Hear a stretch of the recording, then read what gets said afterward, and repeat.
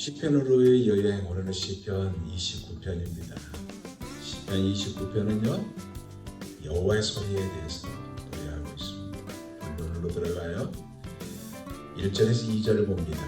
너의 권능 있는 자들아 영광과 능력을 여호와께 돌리고 돌릴지어다. 여호와께 그 이름에 합당한 영광을 돌리며 거룩한 옷을 입고 여호와께 예배할지어다. 권능 있는 자들은 영광과 능력을 하나님께 돌리고 거룩한 옷을 입고 하나님을 예배하라고 선언적인 명령하고 있습니다. 무슨 이유로 이렇게 선언적 외침을 하고 있는 것일까요? 권능 있는 자들이 누구일까요? 하나님을 모시고 사는 자들입니다. 그런데 다윗은요 이 권능 있는 자들의 출처가 자신이 아니라 하나님의 것이며 하나님께로부터 주어진 것이니 당연히 하나님께 권능과 영광을 돌리고 하나님을 예배하라고 가르쳐주고 있습니다. 당연하죠. 우리가 어떻게 하나님의 자녀가 될 수 있어요? 우리가 잘나서요? 가진 것이 많아서요? 아니죠. 하나님의 은혜를 베풀었기에 내가 참에 예수 그리스도를 나의 구주로 인정하시고 창세전에 예정하시고 독점하시는 은혜 아닙니까? 영원한 생명을 우리에게 허락하셨습니다. 하나님 마땅히 영광과 능력을 여호와께 돌리고 돌릴지어다 하는 것 아닙니까? 그러면서 3절 이하부터 9절을 보면 다윗은 분율적인 표현을 쓰고 있어요. 그것도 7번이나. 그게 뭐예요? 여호와의 소리. 이 여기는 여호와의 소리는 완전하다 그 의미의 이야기입니다. 완전한 소리. 3절을 볼까요? 여호와의 소리가 물 위에 있도다. 영광이 하나님의 우레 소리를 내시니 여호와는 많은 물 위에 계시리로다. 여호와의 소리가 물 위에 있다고 하고 있어요. 이 의미가 뭘까요? 이 의미는요 하나님이 자연세계를 주관하신다 그 얘기입니다. 만물의 근원이 여호와의 소리에서 비롯되었다 그 말이고요. 하나님의 목소리는 모든 만물이 하나님의 목소리인 하나님의 말씀으로 창조되었다 이것을 일깨워주고 있는 것입니다.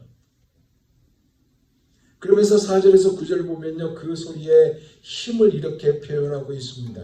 여호와의 소리가 힘이 있으며 여호와의 소리가 위엄차도다. 여호와의 소리가 백향목을 꺾으시며 여호와께서 레바논 백향목을 꺾어 부수시도다. 그 나무를 송아지같이 뛰게 하시며 레바논과 시론으로 들송아지같이 뛰게 하시도다. 여호와의 소리가 화염을 가르시도다. 여호와의 소리가 광야를 진동하시며 여호와께서 가데스 광야를 진동시키도다. 여호와의 소리가 암사슴을 낙태하게 하시고 살림을 맑게 벗기시니 그의 성전에서 그의 모든 것들이 말하기를 영광이라 하도다.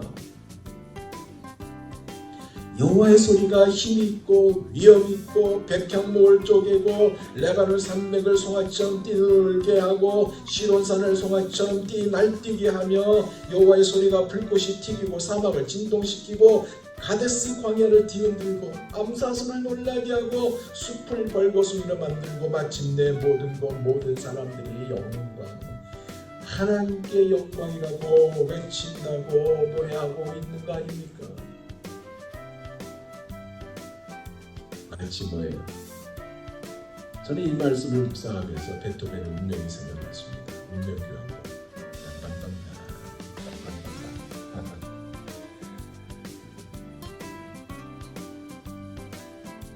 누가 땅을 흔들겠어요? 누가 땅속에서 요감이 흘러나게 하겠어요? 누가 바다에 파도를 치게 하고 누가 바다를 날뛰게 합니까?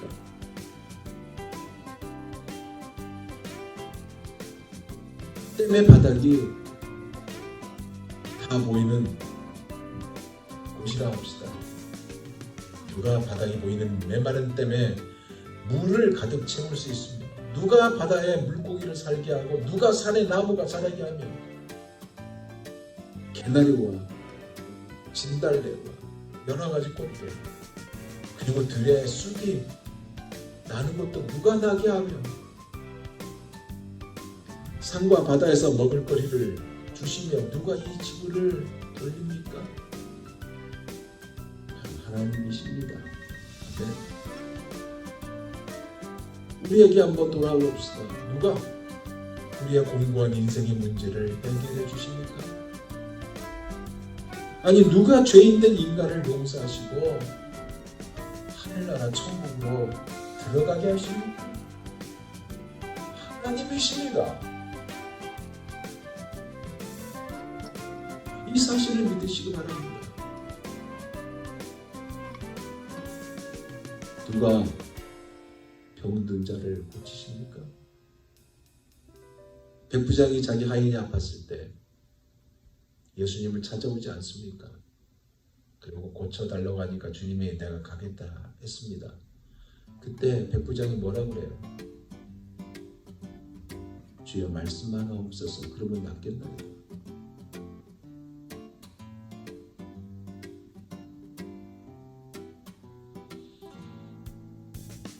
하나님의 말씀하신 그 목소리가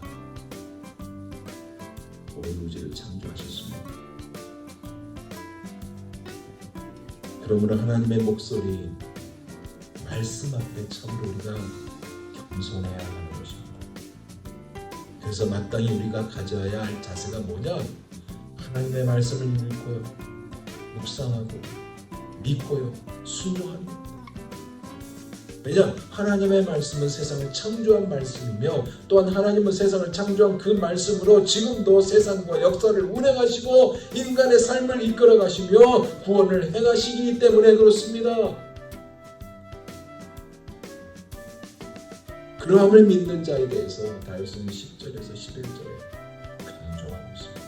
무슨 강조냐? 주의 백성에게 홍수가 범람하는 위급한 상황에서도 힘을 주시고 평강의 복을 준다. 보세요. 여호와께서 홍수 때에 좌정하셨습니다. 여호와께서 영원하도록 왕으로 좌정하십니다. 여호와께서 자기 백성에게 힘을 주시며 여호와께서 자기 백성에게 평강의 복을 주시며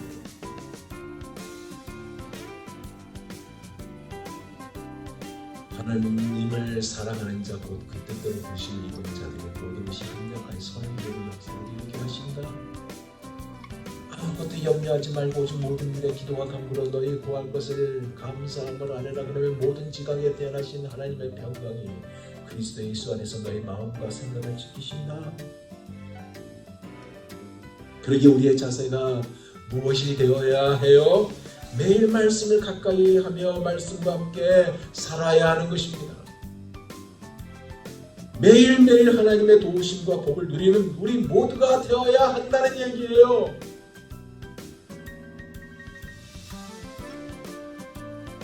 이 은혜를 누리기를 원합니다. 이제 말씀을 마무리할게요. 우리가 믿음의 눈을 열었어요. 그래서 하나님의 소리를 집중했습니다. 들었습니다. 그리고 노래했습니다.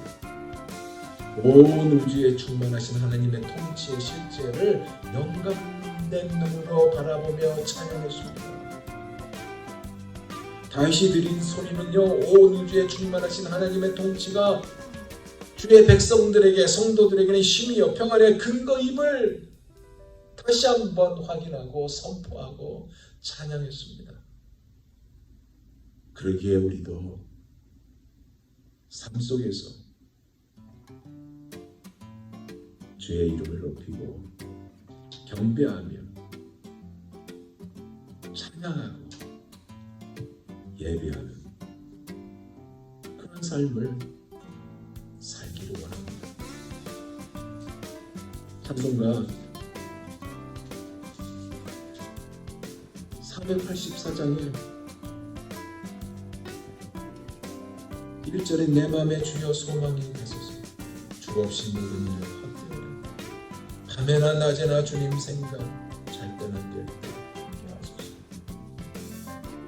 이 고백이 우리의 고백이 되기를 원합니다. 마지막 4절은 어떻게 부른지 아세요?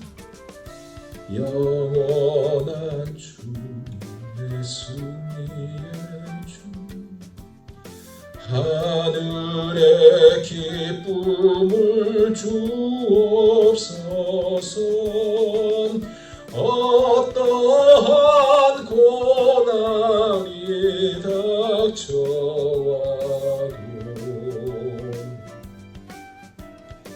만유의 주여 소망내소서.